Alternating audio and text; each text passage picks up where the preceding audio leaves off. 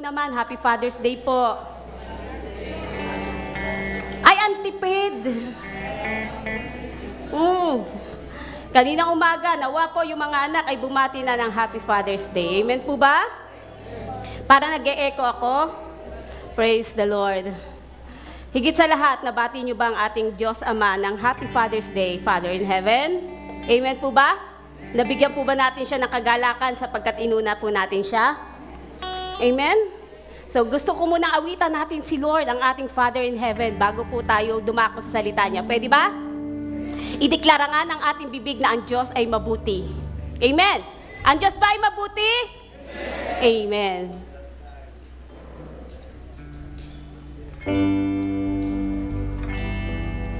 Usually, nag-altar call tayo, di ba? Kumakanta tayo sa dulo. But this time, we want to sing, Lord, you are so good. Our Father in Heaven, you are so good. And we will say that you are good. And all the miracles you've done have brought us joy. And we are changed. And all the hopes we have, we place in you right now. Come on, church, sing it. And we will say that you are good. And all the miracles you've done have brought us joy. Where we are changed. And all the hope we have, we place in you right now. All the children of the Lord. And Father, we declare that we love you. We declare our everlasting love for you. Say it. And Father, we declare that we love you. We declare our everlasting love for you. Say it. And we will say that you are good. Yes, you are. Come on, children of the Lord. And all the hope we have, we place in you right. And we will say that you are good. And all the miracles you've done have brought us joy. And we are changed. And all the hope we have, we place in you right now. And Father, we declare that we love you. We declare our everlasting love for you. Yes, you are. And Father, we declare that we love you. We declare our everlasting love for you. And Father, we declare that we love you. We declare our everlasting love for you. And Father, we declare that we love you. We declare our everlasting love for you. We declare our everlasting love for you. We declare our everlasting love for you. Oh, we praise you, Lord Jesus. We thank you, Abba Father. We can call you Abba, Abba, Abba Father. Thank you for giving us the opportunity and the privilege to become your children. Out of nowhere. Wala kami, Panginoon, may pagmamalaki. Ni wala kami, Panginoon, masasabing credential para masabing deserving namin na maging anak mo. But because of your great love, dahil sa napakalaking pag-ibig mo, pagmamahal mo sa amin, Panginoon, in spite of our shortcomings, sa kabila ng aming mga pagkukulang, still you're a great God, you're a great Father. Meron man kami mga ama dito sa mundo, Lord, hindi man sila perfecto. Maaaring ang iba ay wala na yung ama at nasa iyo na, Panginoon. Thank you, we have the Abba Father. Thank you, Jesus. Thank you, Holy Spirit. We welcome you sa aming kalagitnaan. Ang salita na aming pang namarinig sa umagang ito ay tunay nga magbigay ng kalakasan, magpadlaki ng aming pananampalataya, at patuloy namin ma-enjoy ang mga benepisyo na kasama ng pagiging anak mo, aming Amang nasa langit. We honor you, we glorify you in Jesus' name. Amen and amen. Hallelujah. Ayan, thank the Lord for being a good Father. Sa susunod, dinideklara ko yung pangalawang row dito sa kabila ay mapuno. Amen po ba? O yan, naku, para pala yan kay Inso at kay Kiel. Hallelujah. Ayun nga, ito nga ang second row para sa'yo. Exclusive. Hallelujah. Amen. So everybody, sa lahat ng tatay, Happy Father's Day po. Mamaya walang uuwi pang mga tatay. Sa lahat ng nasa online, mga OFWs, Happy Father's Day. Sa tatay kong pogi na nasa online, Happy Father's Day, tay. Yan. Oh. Kaya ko inawit muna yung we will say that you are good. Kasi wala naman talagang mabuti at perpektong tatay. Amen. Sa lahat ng dito mga anak, hindi naman natin masasabing perpekto ang ating mga magulang. Amen. Kaya bago ko establish yung word, kasi baka mamaya habang nagwo-word tayo, nakikinig tayo ng salita ng Diyos, sangga kayo ng sangga sa salita ng Diyos. Kasi ang tinitingnan nyo, yung tatay nyo. Amen. Hindi naman ganyan ang tatay ko. Ang layo, ang labo naman ng preaching. Kaya nga, i-declare muna natin ang ating pong standard ng perfection ay ang tanging ating Amang nasa langit. Amen. At ang lahat nandito sa mga tatay, they're not perfect, but they're trying to be the best. Amen.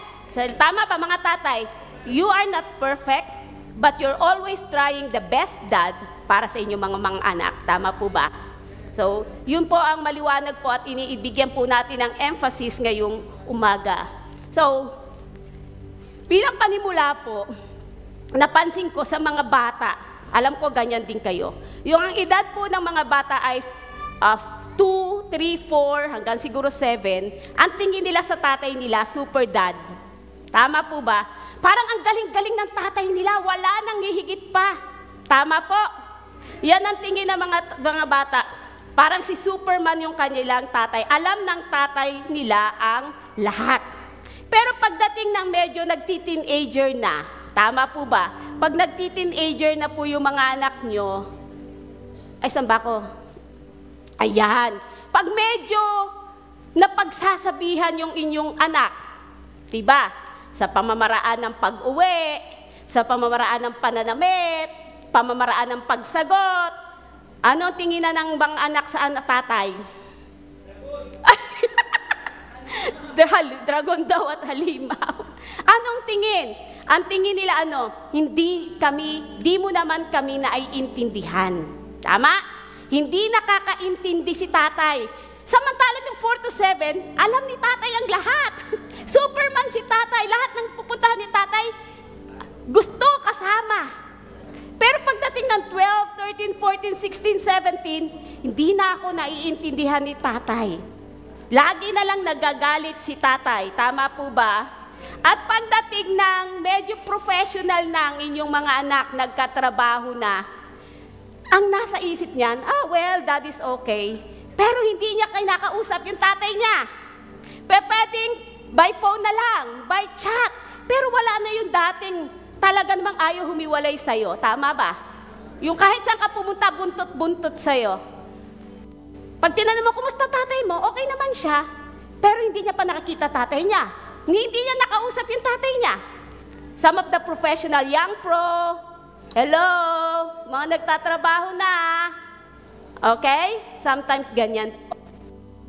Third thing, kapag ikaw ay nagkaasawa na, okay, pag family man na, sino yung mga family man or family woman na dito? Uy, mga may asawa na, bakit di makataas ang kamay? Di ba? hinahanap nyo ngayon ang payo ng inyong tatay. Hinahanap nyo na ngayon. Dati ayaw nyo ng payo kasi nakakabingi. Pero pag may pamilya ka na, hindi mo kayang idisiplina ang iyong mga anak, hindi mo maintindihan bakit ganun ang iyong anak, kailangan mo na ngayon ng payo ng iyong tatay. Amen? At sasabihin mo, kaya pala ganun si tatay sa akin kasi ganito. Amen? Naiintindihan mo na ngayon. Ang masakit po kapag wala na ang iyong tatay.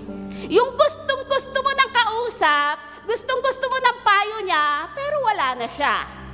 Amen po ba? They are not perfect, pero yan ay regalo ng Diyos para sa iyo. Yang tatay na kinikilala mo, yan ang kaloob ng Diyos. Amen po ba?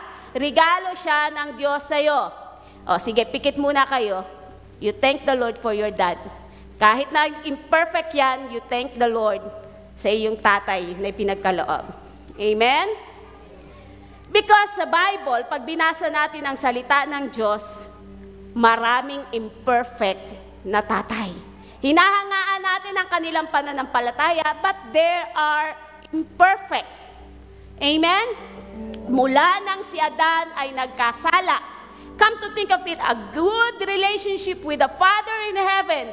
Dahil nakapasok ang kasalanan, nawala ang model na pagiging ama kay Adan. Kaya nahirapan siya itong i-model, ipakita sa kanyang mga anak. Tama po ba? Gaano kasakit sa isang tatay na ang anak mo ang pumatay sa iyong anak? Hello? Gaano kasakit kay Adan nung pinatay ni Cain si Abel? Because of sin. Bakit? Nahirapan na si Adan makita papaano yung relationship as father and son. Amen po ba? How about si Lot? May natira siyang 2 babae and yet fall into sin with their tatay. Tama po ba? Tatay po yun. How about si Isaac? Si Isaac ay mayroong anak na Jacob. Kinikilala na susundan ang linya ng Messiah. And yet si Jacob, kinikilayang deceiver. Kay sakit si ba sa ama? Ang anak mo ang nag-deceive sa kanyang kapatid. Hello? Tama po ba? And how about kay Jacob? Na mayroong 12 anak. And because hindi niya na ipakita yung fairness. Kasi hindi siya naging fair. Hello?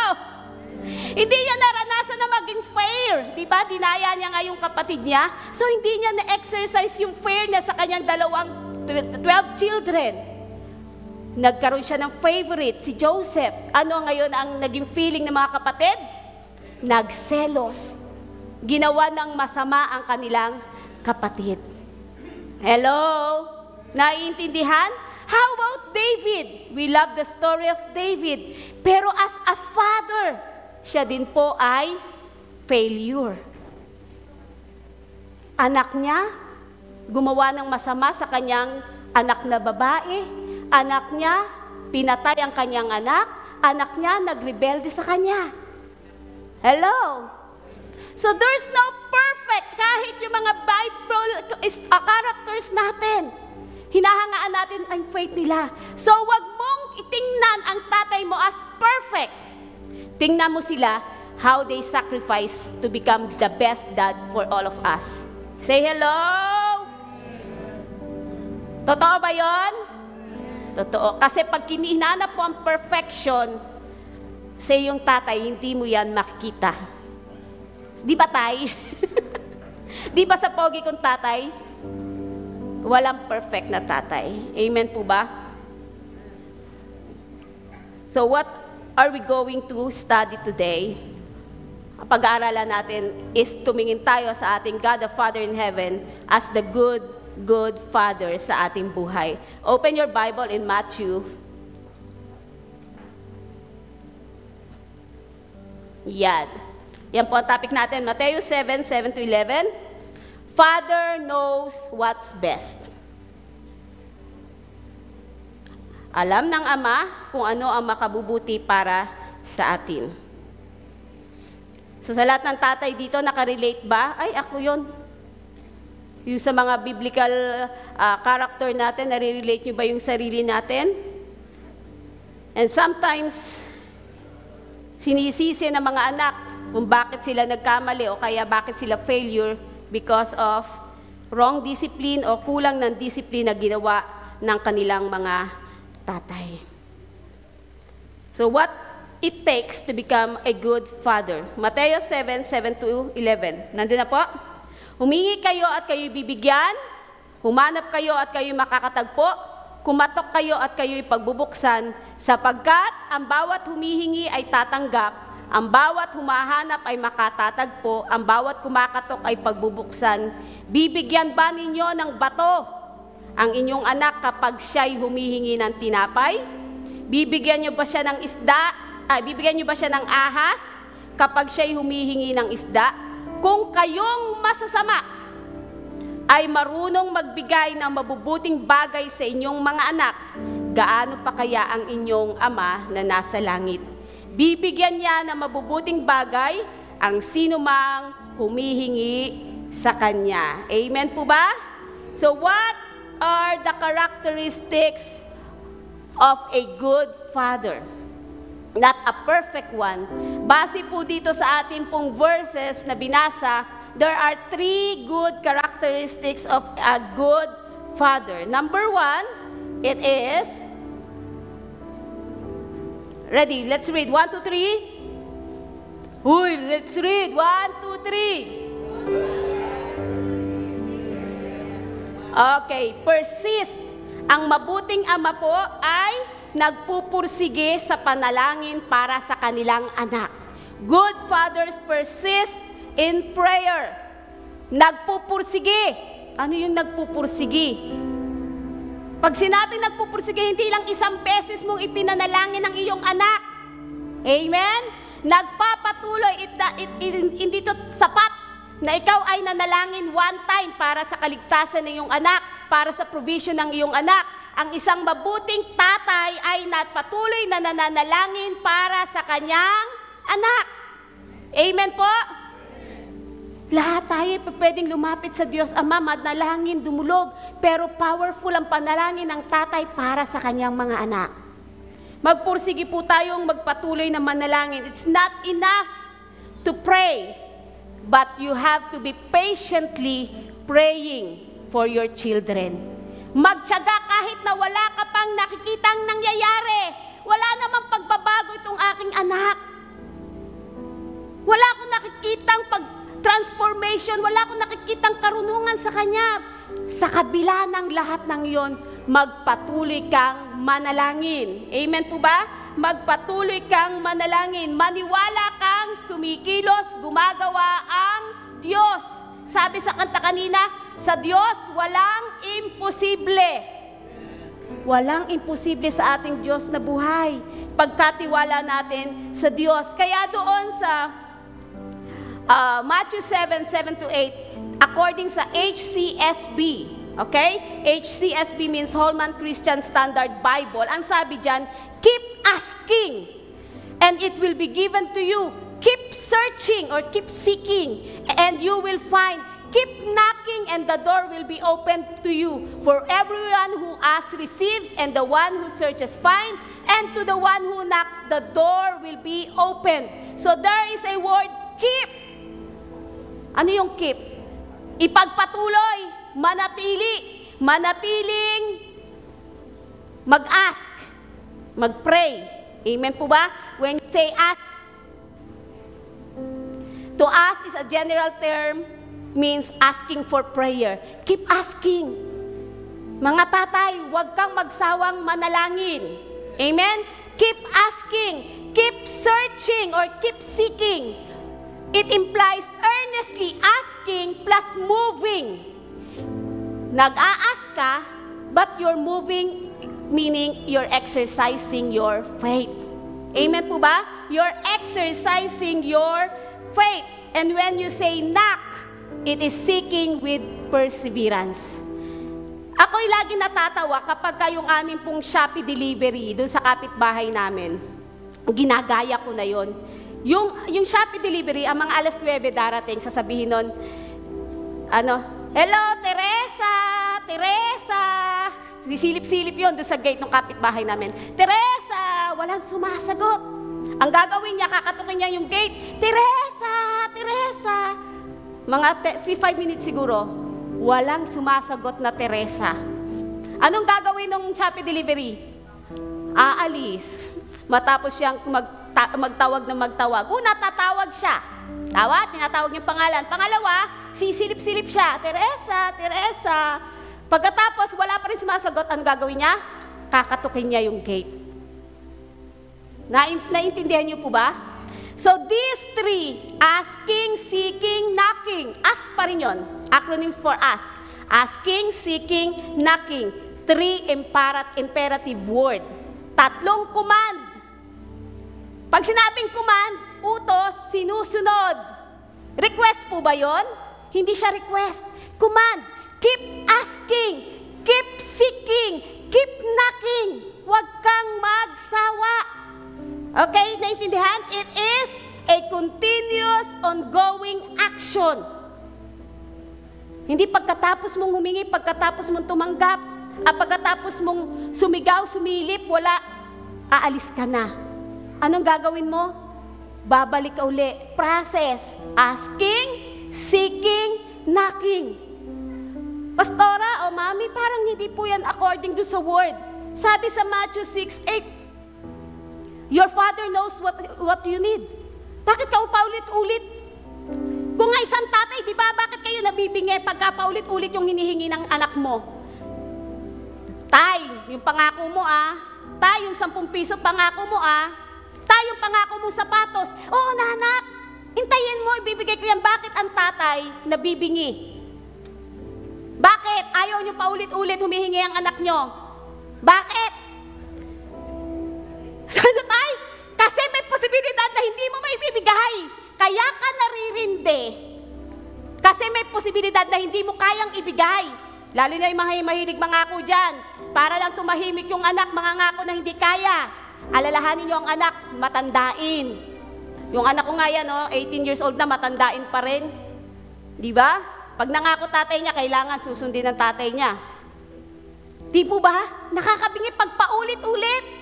Pero hindi ganun ang ating Diyos. Yun ang kaibahan ng ating Diyos Ama. Kung ang Diyos Ama ay naririndi sa ating mga panalangin, wala siyang pagkakaiba sa inyo at sa atin. Amen? Siya ay Diyos Ama at gusto niya ang inyong mga dalangin. Amen? Kung ang mga tatay dito sa mundo ay nabibingi, nagmaayaw sa inyong kahilingan, paulit-ulit, ang ating Father in Heaven, nag-i-encourage sa atin, ask and it shall be given to you. Hello? Ask and it shall be given to you. Yun po ang tinuturo sa atin. Kasi hindi, ang tatay natin sa langit ay hindi katulad ng ating tatay dito sa mundo na may limitasyon. Gustong-gusto niya na naririnig ang ating mga tinig. Luke 18 verse 1, then Jesus told His disciples that they should always pray and not give up. Mga tatay, pray and not give up. A good father always pray for his children. 1 Thessalonians 5:17, pray without ceasing. Amen? Pray continually. Kahit sa physical na mata mo, hindi mo pa nakikita, patuloy mong ipanalangin. That makes your faith clear sa harapan ng ating Panginoon. Amen po ba? Naiintindihan natin? Naalala niyo yung kwento sa Lucas 11, katulad din po niyan, Lucas 11:5 to 10. Di ba yung kaibigan, pumunta ng hating gabi sa kanyang kaibigan, humihingi. Sabi niya, wag mo akong abalahin, natutulog ako, pamilya ko nagpapahinga. Pero dahil sa kanyang kakulitan, babangon at babangon ng kaibigan, ibibigay yung kanyang pangailangan. How much more, ang sabi doon sa binasa natin, how much more your Father in heaven. Kung mabuti ang inyong Ama dito sa lupa, how much more ang ating Amang nasa langit. Amen po ba? Keep asking, Tayong lahat ay anak ng Diyos. Keep asking, keep seeking, and keep knocking. Amen?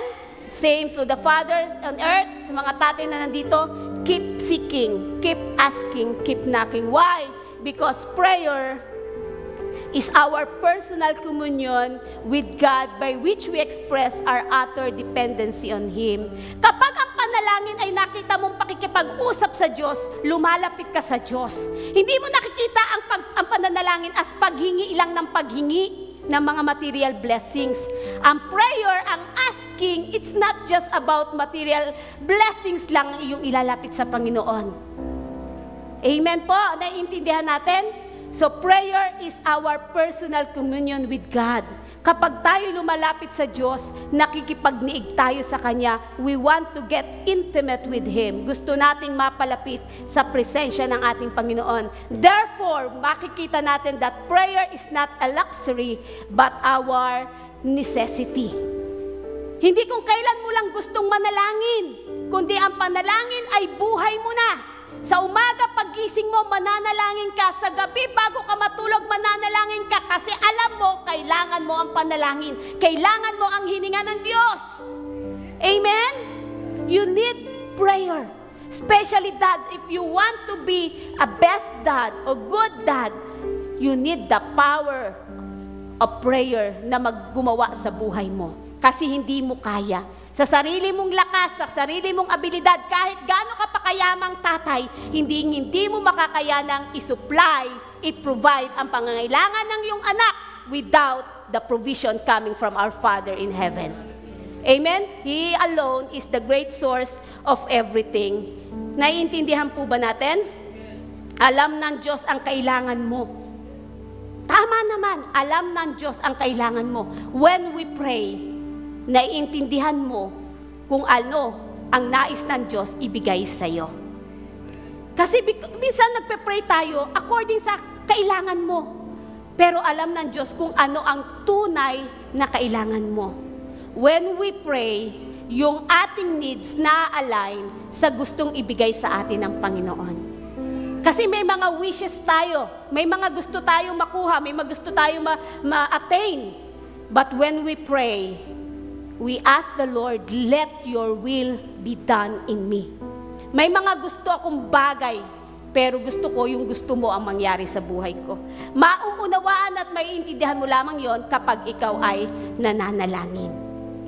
Amen? Mauunawaan mo lang yon, hindi pala ito ang kalooban ni Lord para sa akin. Pero pakakatandaan natin, laging mabuti ang ibibigay sa iyo ng ating Panginoon. Kung hindi mahalaga ang pananalangin, why Jesus asking His disciples to pray? Amen? Ang sabi niya sa Matthew 21:22, anumang hingin nyo sa panalangin ay tatanggapin nyo kung kayo'y nananalig sa akin. Amen? Sabi sa John 14:14, you shall ask anything in my name and I will do it.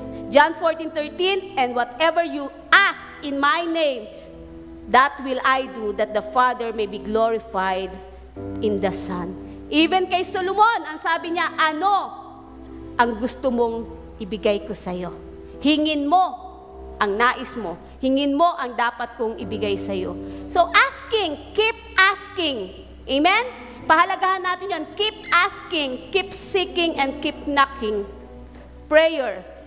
Be persistent po sa inyong mga panalangin. Number 2, good fathers desire to give good things to their children. Ang mabuting ama, nagnanais na maibigay ang mabubuting bagay sa kanilang mga anak. Nasa sinapupunan pa nga lang, ang dami nilang pangarap. Hello? Bakit nagtatrabahong mabuti yung mga tatay? Kasi nangangarap siyang bigyan ng mabuting buhay ang kanyang anak. Walang tatay na nagsabing, bahala ka na anak, pag sumilang ka, bahala ka na. Mula sa kanyang sa sinapupunan ng asawa niya, di ba? Nagdideklara na yan ng mabubuting bagay. Amen? Good fathers desire. Kaya nyo nga pinag-aaral eh. Bakit nyo pinag-aaral? Para sa mabuting kinabukasan. Bakit nyo hinahanap ng mabuting mapapangasawa? Para sa mabuting kinabukasan. Good fathers desire good things, mabubuting bagay para sa kanilang anak. Walang tatay ang nag-isip ng ikapapahamak ng kanyang anak. Mga anak, bakit kayo napapagalitan? Bakit nasisermonan? Bakit? Gusto lang? Trip-trip lang ng tatay nyo? Hindi. Kasi gusto niyang mapanuto kayo. Amen? Gusto ng mga tatay, mapanuto ang bawat isa. Sinong hindi dito dumaan ng pagalit? Sermon ng magulang. Lahat siguro dumaan sa sermon. Sino dumaan may sermon na may palo pa? Hindi po ba? Ay, sino yung dumaan na may sermon na may pingot pa? Diba? Bakit? Kasi hindi niya matiis na magtagal ka dun sa ginagawa mong mali. Kailangan matauhan ka na right away. Because good fathers desire. Yung ibang mga magulang dito, nasa ibang bansa pa yung tatay. Mahirap po. Mga OFWs, hello. Mahirap ang ibang bansa. Pero anong gusto niya? Para sa mabuting kinabukasan ng kanyang anak, magsasakripisyo. Sa lahat ng mga magulang, mga anak na magulang ay nasa ibang bansa, thank the Lord for your father na nagsasacrifice sa'yo. Huwag ka na mag-inarte. Kailangan ko pagmamahal mo. Intindihin mo, kailangan niya rin pagmamahal niyo. Pero nagtiyaga siya, nagtiis siya, nagsakripisyo siya para sa magandang kinabukasan mo. Hello?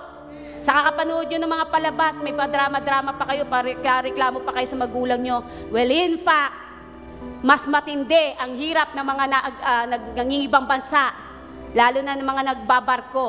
Hello, sa mga nagbabarko. Lalo nyong i-appreciate yung mga magulang nyo na nagtitiis. Biruin mo, ilang buwan na puro tubig na lang nakikita, hindi makita yung mukha mo. Tama po ba? Hindi ka mahalkan, mayakap bilang anak. Why? Let's read this Bible, Matthew 7:9-11. What man among you, if his son asks him bread, humingi ng tinapay, ibibigay ay bato. Or if he asks for a fish, he will give him a snake. If you then, who are evil, sabi ni Jesus, siya yung nagtuturo, kung kayong masasama, by nature, masasama. Tama? Kung kayong masasama, nag-iisip, naghahangad na mga mabubuting bagay sa inyong anak, how much more your Father in heaven give good things to those who ask Him.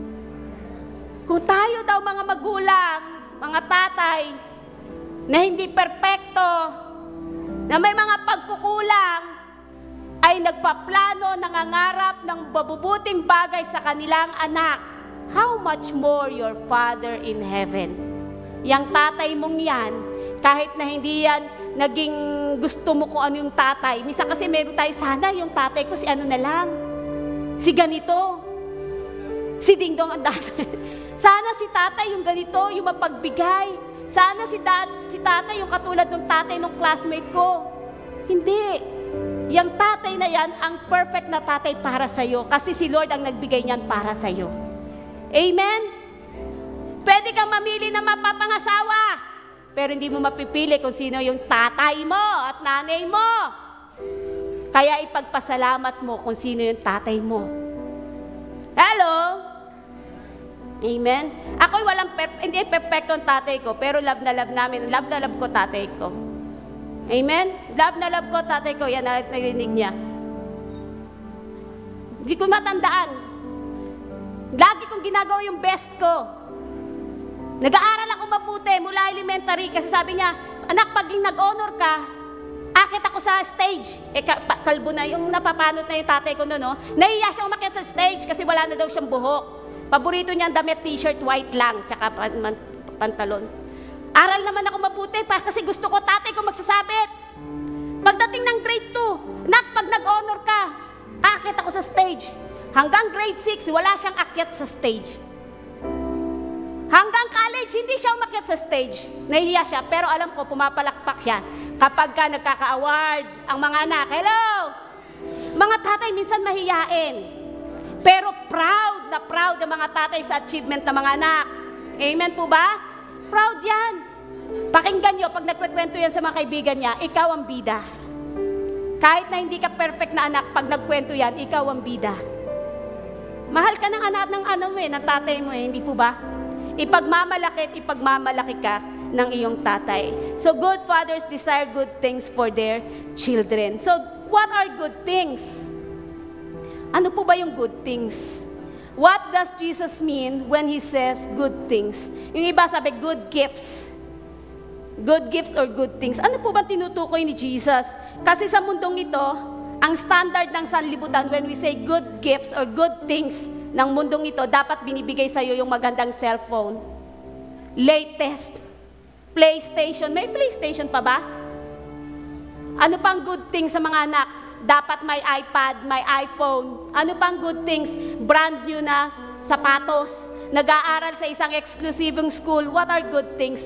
Sa standard na mundong ito, pinipilit ng inyong mga magulang ibigay yung good things. Kasi baka isipin ng iba, hindi ako good tatay kapag hindi ko nabigyan ng anak ko ng ganito. So tatay, nagpupursige, maibigay yung good things ng sanlibutang ito. Tama po ba? Yun ang inisip natin, dapat yung clothes, brand new, katulad ng mga kaibigan niya. Kasi baka mapulaan ang anak ko. Hello? Dapat yung sapatos, hindi, ano yung tatak niyo? Pugo. Ano? Nike. Waiki. Yung sapatos ni ni Jasper ba yun? Anong tatak nung kay Jasper? Yung Adidas, nag-iba yung Abibas. Yung binili sa TikTok, naging Abibas. Diba? So we try to give good things. But sa standard ni Jesus, sa kanyang sermon, ano yung good things? What are good things na sinasabi po dito? Ano yung good things that we need to desire? Alam ko mga tatay, gusto na material blessings maparana sa anak. Tama po ba? Gusto natin. Proud tayo pagka nagpapasalamat yung anak, kinikiss tayo, di ba? Tay, thank you!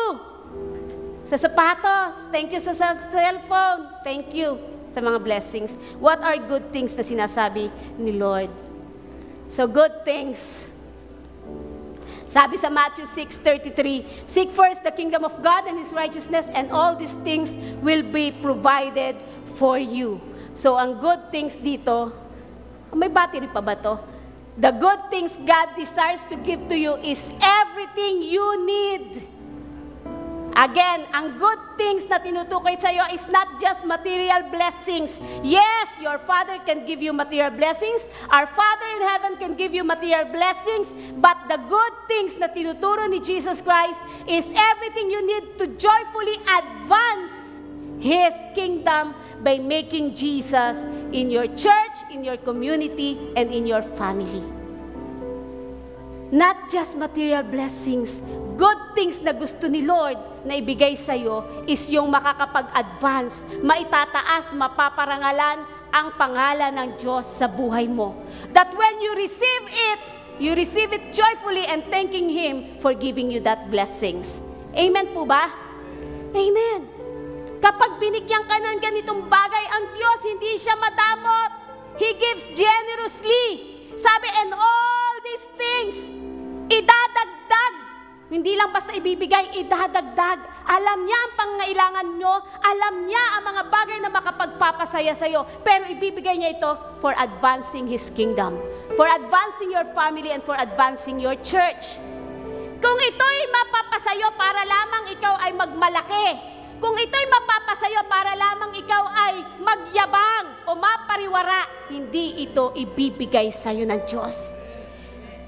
Iba ang good things ng sanlibutan, iba ang good things sa harapan ng ating Panginoon. Therefore, Father, sa lahat ng tatay, sabi diyan, give your children Jesus. The first thing that we need to give to our children, at kung hindi mo pa nagagawa at naibibigay, give your children Jesus. Amen. More than anything else, He is the world's best good thing that you can ever give to your children. Model your faith to your children. You have Jesus, then give Jesus to your children. Kung meron kang Jesus at nakikita yung kapangyarihan ni Jesus sa buhay mo, ibigay mo si Jesus sa pamilya mo, ibigay mo si Jesus sa mga anak mo. Amen?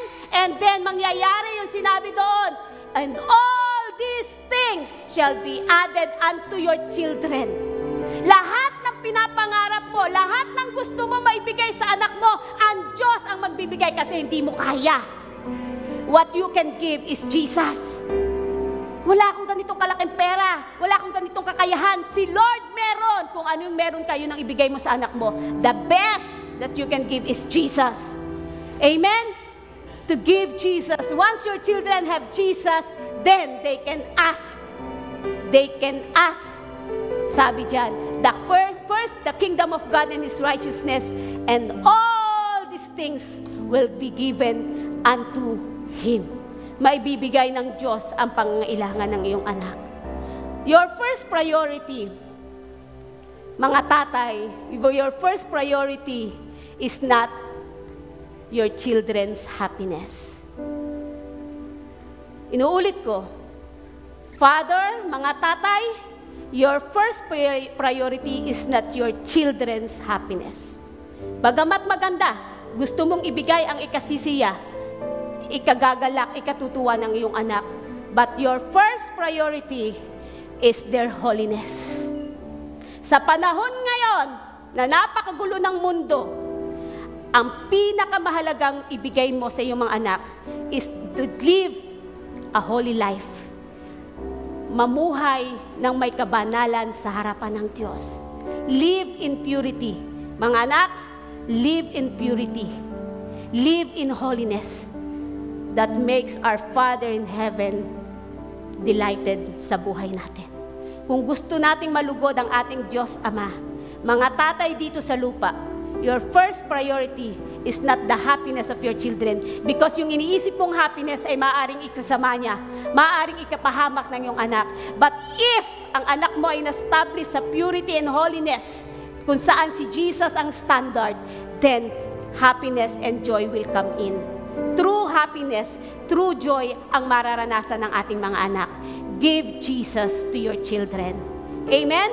Give your children yung faith na nararapat. Ipakita mo, desire na maibigay mo si Jesus sa iyong mga anak. Amen? Maliit pa lang yan. Di ba, Janine? Give Jesus sa baby mo. Pagsilang, give Jesus sa baby mo. Anak, hindi kami perfecto, hindi kami mayaman, pero mayaman kami sa pananampalataya. Bubusugin ka namin sa pananampalataya. Sa paglaki mo pa lang, ipapakilala na namin sa iyo si Jesus. Amen? Malatanda na. Still, ipakilala at ibigay mo pa rin si Jesus sa iyong mga anak. Mga tatay, it's time for you to rise up. Kung ang mga anak mo ay lalo na nakikita mong napapariwara, it's not for you to complain anymore. It's for you to rise up, to pray, and desire good things sa iyong mga anak. Amen? Amen po ba? Nandiyan pa po ba kayo? Sabi, kayong mga ama na masasama, naturally speaking, nagyahangad na mabubuting bagay. Lahat ng ating pinapangarap, yung mga nabigo nga nating pangarap, gusto nating ipasa sa ating mga anak, hindi po ba? Kaya minsan nahihirapan naman yung ating mga anak. Why not yung pangarap ni Lord ang pangarapin ng ating mga anak? Ipakilala nyo si Jesus para hindi siya mabigatan, hindi siya ma-pressure. I-align natin yung desire, yung will, yung dreams natin sa dreams ni Lord para sa ating mga anak. Give your son or give your children Jesus. Sabi sa Romans 8:32, dumaan na kanina, kung ang sarili niyang anak ay hindi niya pinagkait, sa halip ay binigay niya para sa atin, hindi kaya niya ibibigay sa atin ang lahat ng bagay? Diba? Ang ating Diyos Ama, hindi lang ang ating Panginoong Jesus ang kayang ibigay, kundi ang lahat kasama ng Panginoong Jesus ang kayang ibigay.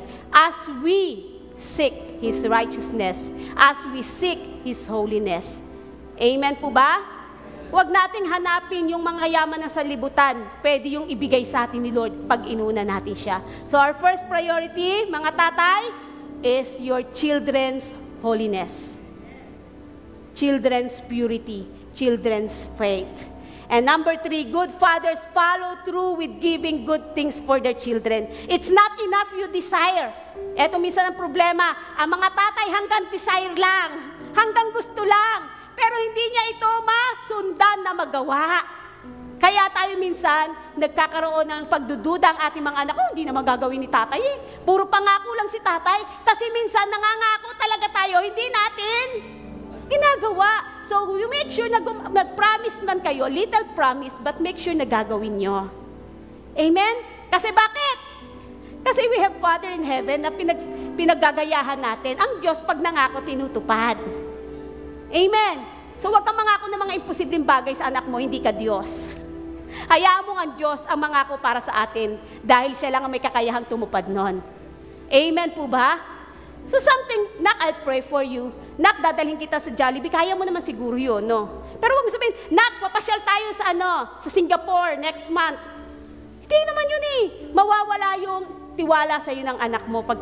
Yung mga simple na pangako na kaya mong tuparin. Amen. Follow through. Kung pinangako mo, as much as possible, ipakita mo kaya mong gawin sa anak mo. Amen po ba? Bakit? Matthew 7:11, how much more will your Father in heaven give good things to those who ask Him? Yung tatay natin sa langit, higit yung mabubuting bagay ang nais niyang ibigay sa atin. At ginagawa niya ito. Say amen sa nakakaranas na ng kabutihan ng Diyos. Na-experience niya yung good things. Amen po ba? Good things ang binibigay sa iyo ng Panginoon. Sabi dyan, our Father who is in heaven. Kaya nga yan ang turo ni Jesus sa prayer eh. Kanino tayo lalapit? Sa Diyos amang nasa langit. Kasi nakikita niya lahat-lahat ng ating pangangailangan. At gusto niya itong ipagkaloob para sa atin. Our Father who is in heaven. Yung deklarasyon mo, Ama naming nasa langit, ibig sabihin, kinikilala mo siya that He is in power, that He is in authority, that He is sovereign, Father in heaven. Diyos na makapangyarihan. Pag sinabing siya ay makapangyarihan, walang bagay na hindi niya kayang gawin para sa atin. Amen? Walang bagay na hindi niya kayang gawin para sa atin. He is the sovereign Father. Napakaganda pong isipin, ang Diyos ay napakabuti po para sa atin. Fathers aren't perfect. Amen? Ang mga tatay natin ay hindi perfecto. May mga pagkukulang po siya. But they're trying to be the best father. Sa mga tatay, try to always be present. Sa mga okasyon, be present sa inyong mga anak. Amen? Sa mga simpleng handaan, simpleng awarding ceremony, pag pinatawag kayo sa school, try to be present. Mga tatay, huwag niyo lang po iasa sa mga nanay. If you have time, punta po sa school kung tinatawag, anak, ba't ka pinatatawag? Siguro may ginawa ka na ng makalokohan. Hindi po ganun. Huwag po niyong laging isipin na kapag pinatawag po kayo sa school, laging may kasalanan ng inyong anak. Malay niyo may reward, may award. Amen? Try to be present. Hindi lang po yung pera nyo ang kailangan ng inyong anak. Kailangan din po ng pagmamahal. Kailangan din po ng suporta. Kailangan din po ng payo. Try to be present at all times. Amen? Children, let us not always look at the bad side of our Father. Lalo na pag kayo po'y napagsasabihan, pag po kayo napapagalitan, huwag nyo pong i-badmouth ang inyong tatay sa iba. Tatay nyo po yan. Hello? Kasama-sama ng tatay ko. The more na may magli-lift up sa tatay mo, ikaw lang yon. Alam na may i-lift up yan ng mga ibang anak. Ang kayang magtaas, wala kayo sa tatay ko. Tulog siya pag nandito sa church. Hindi ganon. Wala ka sa tatay ko. Aga-aga niyang gumising. Dadalhin niya lahat kami sa church. Sabi naman isa, wala kayo sa tatay ko. Siya pa nagbibigay sa amin ng pang-offering. O, diba? Wala kayo sa tatay ko. Siya mismo nagpipreach sa amin araw-araw at nagpe-pray. O, di po ba? Because tatay, you're the pastor, you're the head sa family. Tayuan niyo po yan. Amen po ba? So, children, let us not always look at the bad side of our Father. See also their sacrifices. Ano na yung mga nasacrifice ng tatay mo mula ng pagkasilang mo? Tingnan mo po yun. Love them and always respect them. Again, children, kasali ako. Kasi lahat tayo may tatay. Amen? May tatay tayo biological, may tatay tayo sa spiritual. Look at their sacrifices. Love them and respect them. Amen po ba? Hindi sila perfecto, pero they deserve the respect. Kasi itinuro yan sa atin ni Lord. Itinuro sa atin yan ng Father in Heaven. Itinuro yan sa atin ni Jesus. Amen po ba? We cannot repay their sacrifices. Kahit na gano'n na ang narating mo, kahit na ikaw na nagbibigay sa nanay at tatay mo, wala kang karapatang manumbat sa magulang mo. Hello? Kahit na ikaw na nagpapalamon, ang sakit sa word ng mga anak, kahit na ikaw na nagpapalamon, o nagpapakain, o nagbibigay, you have no right to disrespect your parents, especially your father. Amen? Amen po ba? Ephesians 6:1-3, Children, obey your parents in the Lord, for this is right. Hindi sinabi ng salita ng Diyos, sundin mo ang magulang mo pag sila'y tama. Ang sabi doon, ito ang tama, sundin mo ang iyong magulang. Children, obey your parents in the Lord, for this is right. Amen po ba? Honor your father and your mother, which is the first commandment with a promise, so that it may go well with you, and that you may enjoy long life on the earth. Gusto mo ma-enjoy ang buhay? Hindi lang basta mahaba ang buhay, kundi na-enjoy mo yung buhay, sabi, honor. Hindi sinabing igalang mo lang ang iyong magulang at ang iyong tatay at nanay kapag mabait sila sa iyo, kapag ibinibigay nila ang gusto mo. Ang sabi, honor, children, obey your parents in the Lord, for this is right. Honor your father and your mother, so that it may go well with you, and that you may enjoy long life. Amen? Bakit po? Kung ang ating amang nasa langit, sabi doon sa 1 John 3 verse 1, our Father lavish us. Diba? Ang ganda ng word. See what the Father has done. See what great love the Father has lavished on us, that we should be called children of God. Tayo yung mga anak ng Diyos, minamahal tayo ng Diyos Ama. Siya ang nagturo sa atin. Good fathers, pray earnestly. Huwag kang magsawang ipanalangin, lalo na pag nakikita mong all the more na nagiging masama ang iyong anak, parang napapariwara ang iyong mga anak, lalo kang mag-pray. Good fathers desire to give good gifts. Number 3, good fathers not just desire, follow through. Gawin mo ang mga mabubuting bagay dahil pinagtutularan mo ang Diyos Ama nating nasa langit. Amen? Happy Father's Day po sa lahat ng tatay. Pwede po ba kayong yumuko? Yuko na lang po kayo. At tayo po magpe-pray. Oh, hallelujah. Sa lahat ng tatay na narito, you can ask the Lord, Lord, marami akong pagkukulang bilang tatay. Tulungan mo ako. Tulungan mo ako maging good father sa aking mga anak. You're the perfect Father in heaven. Tulungan mo ako maging model kita as our Father in heaven. Sa lahat po ng mga tatay, you can pray for that. Sa lahat ng mga anak na narito, saliksikin mo ang iyong puso. Kung natagpuan mo yung sarili mo na nagkulang ka para maging isang anak, nagkulang kang iparamdam, ipakita yung pagmamahal, pagrespeto sa iyong mga magulang, especially sa iyong tatay, ask the Lord to forgive you. God is very much willing to mend the broken relationship. Sa mga anak na wala na yung tatay, you have the Abba Father. Come to the Father. Maaari sabihin mo, hindi ka na kumpleto. You're still complete. Anak, huwag mong hayaan na dayain ka ng kaaway na hindi ka na kumpleto because your Father is missing. Our Father in heaven is a perfect Father. He's always present and He's very much willing na maging ama sa iyo. Come to Him all the time. More than to to anyone else ka lulapit, higit kang lumapit sa Amang nasa langit. He can give you lahat ng iyong kailangan. Oh, Father in heaven, thank you so much for your word. Dalangin ko na ma-establish ang bawat isa sa umagang ito, that you are Abba Father. You know all our needs. Wala kami may tatago sa iyo, Panginoon. Maliit man o malaki, Panginoon. Material man ito, physical, financial, spiritual, emosyonal, lahat ng aming pagkatao, lantad sa iyo, Panginoon. Bilang Ama, lagi mong ninanais ang mabuti para sa iyong mga anak. Lord, have your way.